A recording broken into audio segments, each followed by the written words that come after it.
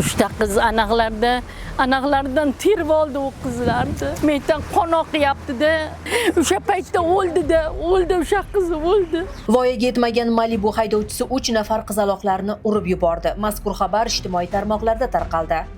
Ma'lum bo'lishicha, holat 20-may kuni soat 16:30 atrofida Qo'qon shahar Amir Temur ko'chasining aynan mana shu joyida sodir bo'lgan. Aniqlanishicha, yo'lning xuddi shu tomonidan hech qanday hujjatlarsiz bobosiga tegishli bo'lgan Malibu 2 rusumli avtomashinani katta tezlikda boshqarib kelayotgan 2010-yilda tug'ilgan shaxs xuddi shu piyodalar yo'lagidan o'tayotgan hududdagi 23-sonli maktabning endigina 3-sinfida o'qiyotgan 3 nafar qizlarni urib yuborgan. Uyimiz 4-etajda edi, ovozini eshitdik.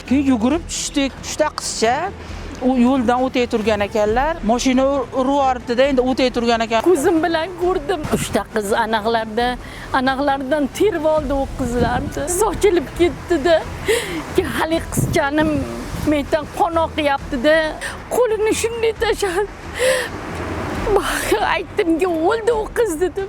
O'sha paytda o'ldi o'sha qiz o'ldi. Ushbu yo'l transport hodisasi natijasida bir nafar o'quvchi vafot etgan, 2 nafari turli darajada tan jarohati olib, Qo'qon shahar markaziy shifoxonasiga davolanish uchun yotqizilgan. 20-may kuni chamasi 10 yoshlar atrofidagi 2 ta tan jarohati olgan qizaloq olib kelindi. Bemorlarimizga qo'shaloq shikastlanish, bosh miya og'ir darajasi, bosh miya latishi, son suyak sinishi hamda chanoq suyak sinishi bilan bunda koma holati, aspiratsiya sindrom diagnozi qo'yilgan. Birinchi bemor holati og'ir stabil, ikkinchisi koma holatida hali. Nazoratda standart dorilar davom ettirilyapti.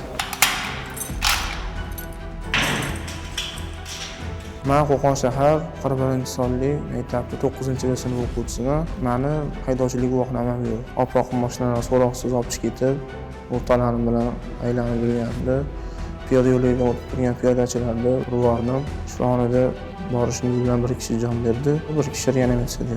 Ganshim nafsdami hech kim yaralab bo'lmagan. Hozirda ushbu holat yuzasidan Qo'qon shahar ichki ishlar boshqarmasi tergov bo'limi tomonidan dastlabki tekshiruv ishlari olib borilmoqda. Ayni vaqtda shifoxonaning jonlantirish bo'limida shifokorlar nazoratida turgan 2 nafar bemor qizaloqlarga shifo so'rab, avtohalokatda vafot etgan qizchaning yaqinlariga sabr tilaymiz.